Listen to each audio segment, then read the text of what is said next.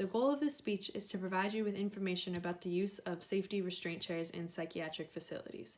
I would also like to try and reduce any stereotypes or stigmas you may have surrounding the use of this equipment.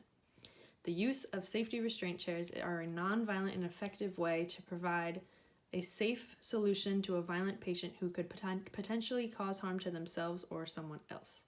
Just a little bit of background about myself and why I have any experience in this is I completed a 15-week internship last summer at the Institute of Living in Hartford.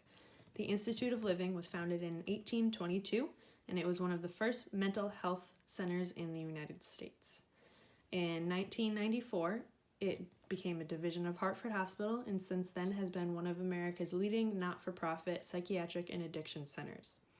A little bit of background about the unit that I worked on. It was a whole building with 3 floors, containing 3 adult units, 2 adolescent units, a child unit, and a geriatric unit.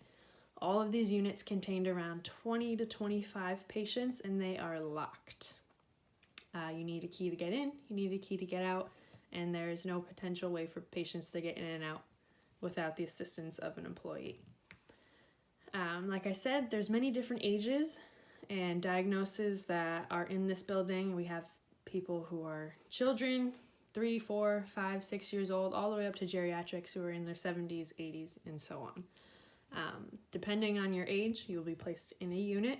Adult units start between the ages of 18 and go up, and geriatrics is probably around 50. The different diagnoses that we see at the Institute of Living are depression, anxiety, bipolar disorder, schizophrenia, multiple personality disorder, PTSD, addictions, and so on.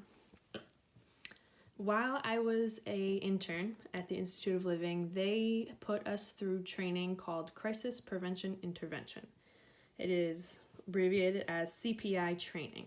This CPI training was a couple days, a couple hours each day. It was a course that not only trained us how to defend ourselves and provide safety for ourselves in this situation, but to also handle potentially dangerous situations the right way and to not be violent and try not to be hands-on and to keep everybody safe and out of harm. CPI teaches individuals the skills to diffuse any situations, any hostile, violent, or anxious situations. The first step for CPI is always verbally. You're trying to communicate, trying to diffuse the problem, de-escalate, and so on. A lot of times that doesn't always work with these patients. They tend to be very highly agitated, and talking to them more times than not actually makes it worse. The benefit of the nonviolent approach, though, is that nobody gets hurt.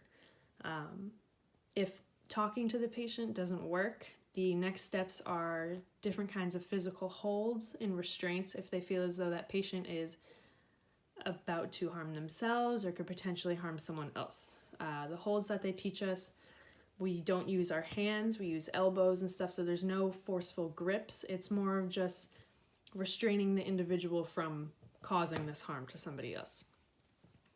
Another benefit of the nonviolent approach is that it boosts your confidence in yourself to know that you'll be able to handle a situation at any given moment, because you never know when a patient could have an episode or they could go off on something. You're not really sure when it could happen. So to know that you're trained and you're prepared and safe is very reassuring.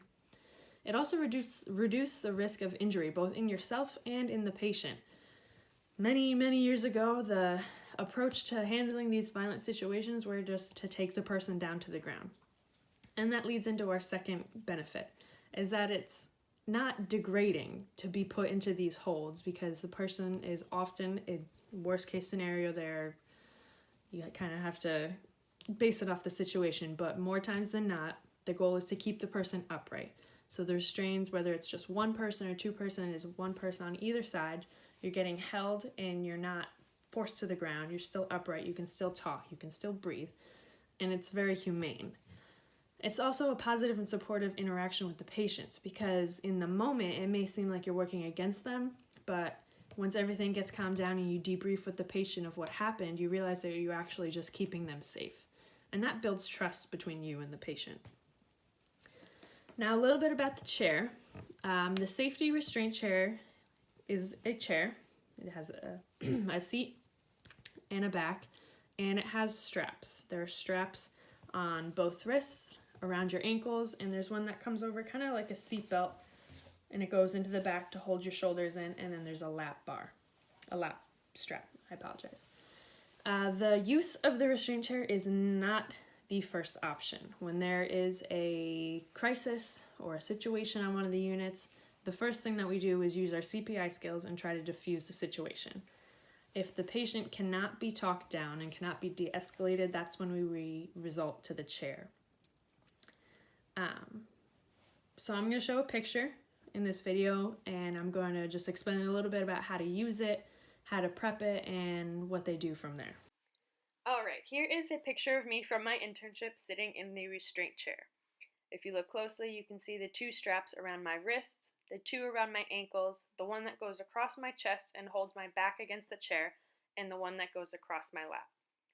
The chair must always be prepped and ready to be used because you never know when you're going to need to use it. When I say prepped, I mean that the loops that go around my wrists and my ankles and my back, they are all to be loose and large so you can easily slip arms and legs in a needed situation when you need to work quickly and you don't have time to loosen them yourselves. The back of the chair, you can't see in this photograph, has two wheels. That's how we transport the chair from point A to point B. Most of the times this is a emergency situation, so you need to be running and moving very quickly with the chair, so the wheels are effective and help us do that. To put a person in the chair, it usually takes 2, sometimes 3 or 4 people depending on the situation, one person on either side and one person holding the chair. We slowly back the patient back down into the chair while the person behind the chair puts their foot on it to make sure it doesn't roll backwards. Once the person is in the chair, we slip the arms and the legs into the loops and just a quick pull on either side and it'll tighten those straps. The straps are large enough so they do not hurt when they are tightened. They are thick enough where they're not sharp edges or anything like that. So being in the actual chair is not uncomfortable. As you can see, I have been in it once before, so I can contest to that. I hope you're able to see that it is a very effective piece of equipment that keeps everybody in the situation safe. The person is safe in the chair, and it's actually reassuring to have that stability in the chair, knowing that they can't get out for yourself, and also for the patient, knowing that they're safe where they are no matter what they want to do. I hope this video was informative to everybody, and you're able to kind of see a different point of view on the use of this equipment, and if you did have a negative view, I hope that's changed, and if you didn't, I hope this continues to support your views.